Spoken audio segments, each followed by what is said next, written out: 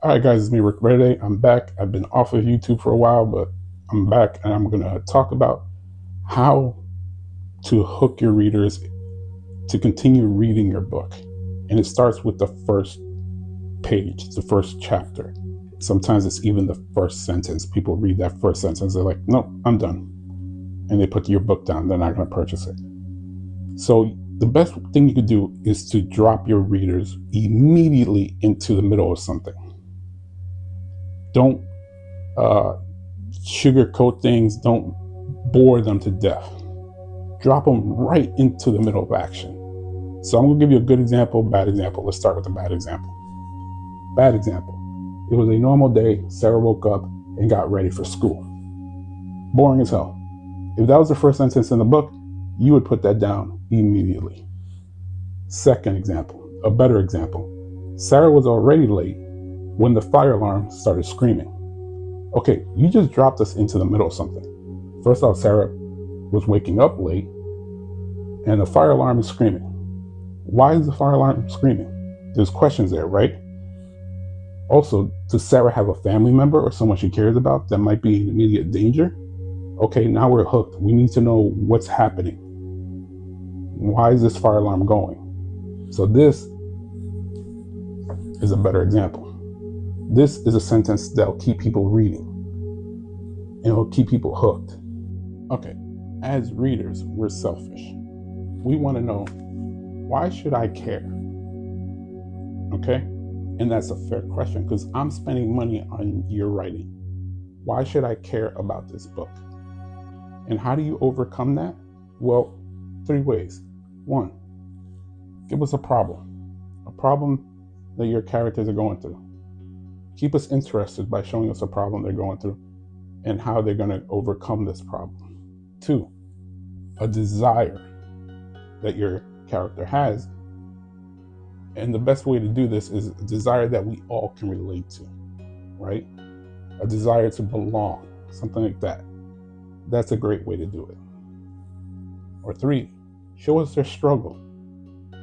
That's a great way too, because we all struggle in life.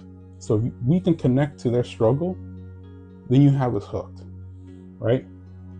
So here are some examples. Characters trying not to get caught. That's an awesome example. Someone desperate to prove themselves. We can all relate to that. As humans, I think we all try to prove ourselves to someone. And then three, a secret they're hiding. That to me is one of the best ones because that keeps intrigue.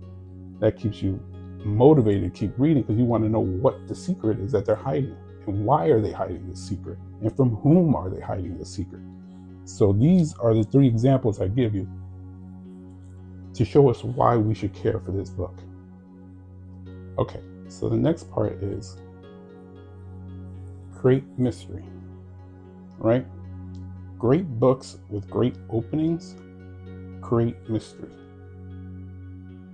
Even romance novels and all that, they have some type of mystery in them. So you can do, like, why is the character running?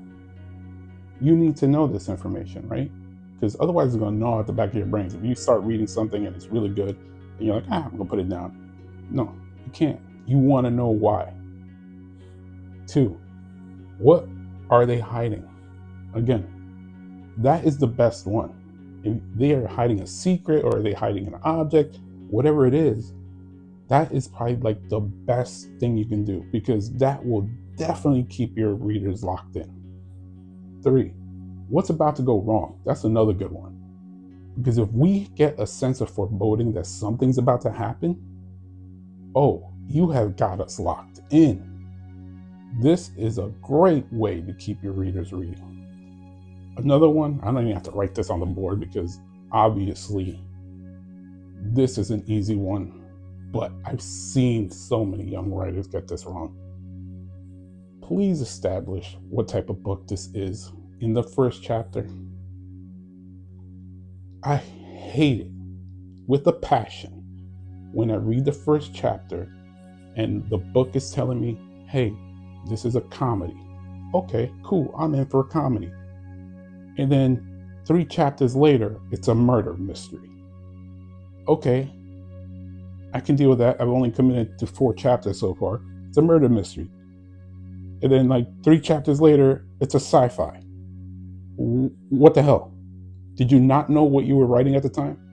So whatever your book is going to be, establish it in the first chapter, because nothing will piss off a reader more than jumping around from genre to genre, unless they knew that that book was going to be that genre. So if you're going to do 2 genres, make sure it's established at the beginning. If it's going to be a comedy, a romance comedy, throw some comedy in there with some romance. If it's going to be a sci-fi thriller, throw some sci-fi stuff in there with a little bit of thriller aspects in there. But we have to know that right from the get-go. You can't promise me one thing and then I get in and it's another thing. That just does not work. People get irritated by that. Think of, again, I like to relate things to movies, right? Think of Iron Man 3 when that came out. Everybody was so pissed off at the end of that movie. Why? Because everybody thought the villain was going to be the Mandarin.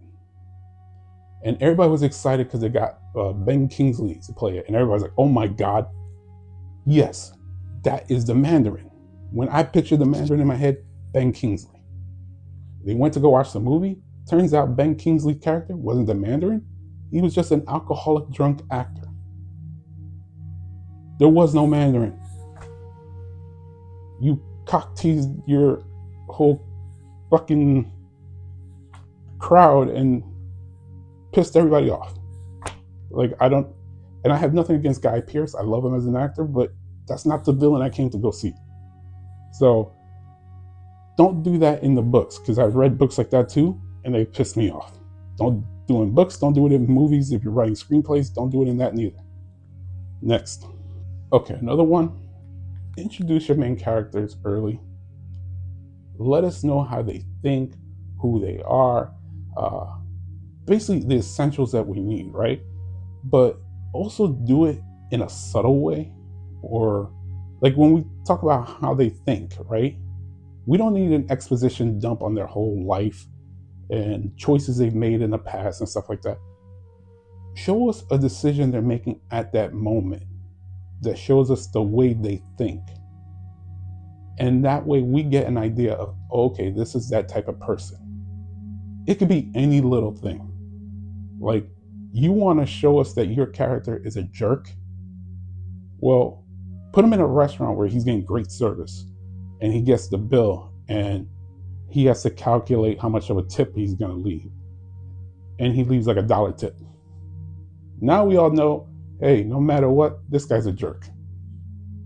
Right? So that's one way you could do it.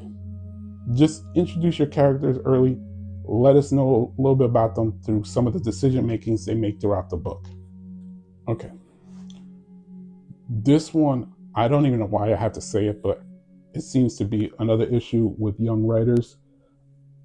Chapter 1 is not a chapter where you should be putting exposition dumps.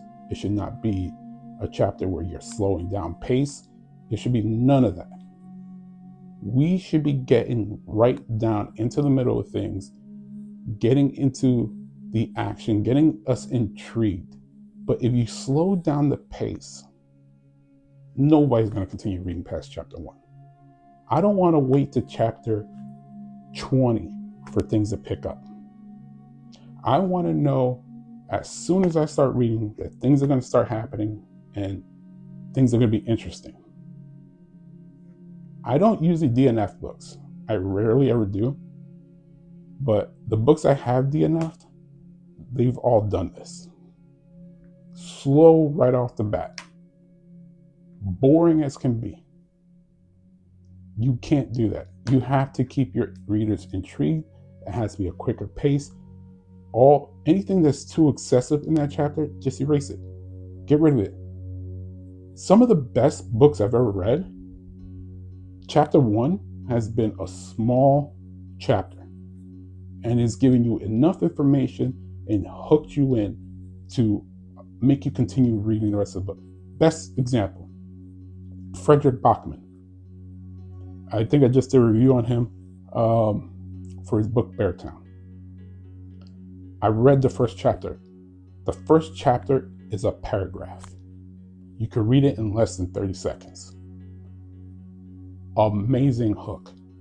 As soon as I read that, I was like, oh my God, I have to read the rest of this book because I need to know, how do we get here? That is how you write a chapter. If everybody can, just go, if you have Kindle, or if you're a Frederick Bachman fan, go buy the book and read just that first paragraph and tell me it's not gonna hook you in. That's how you hook people. And most importantly, how do you end a chapter? Well, you can end it a couple ways, right? You can end it with a huge reveal. Excuse me. You can end it with a cliffhanger. Either way, end it in a way that is so intriguing that I need to get to chapter 2. And then after that, chapter 3, chapter 4, chapter 5, because I need to figure out what happened in chapter 1. I need that setup from chapter 1 to be paid off by continuing to read. Like I said, go read Beartown from Frederick Bachman, chapter 1. It is so perfect of a chapter and so short, but it makes you read the rest of the book because you need to know how the hell you get there. Because that's how chapter 1 is really how the book ends, but you need to know how the hell you got there. And it is so crazy. You're just like, oh my God, what the hell? So you have to read the rest of the book. That's what you want. You want people to pick up your book, read it, go, holy crap, how do we get here? Or holy crap, I need to continue reading this book. That's why I'm trying to help you with this video. So I hope you take some of the stuff I told you. I hope you enjoyed it. If you like this video, please do me a favor, hit the like and subscribe button. It helps with the algorithm here on YouTube. I would like to help continue growing this channel, help young writers. I'm hoping in the future to start doing interviews with writers, do like live videos, interviewing these young writers, going over their books and stuff like that. I think it would be great.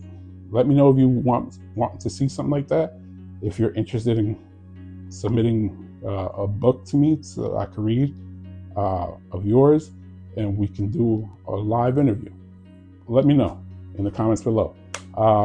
If you have any questions, again, leave it in the comments below. I'll try to answer them.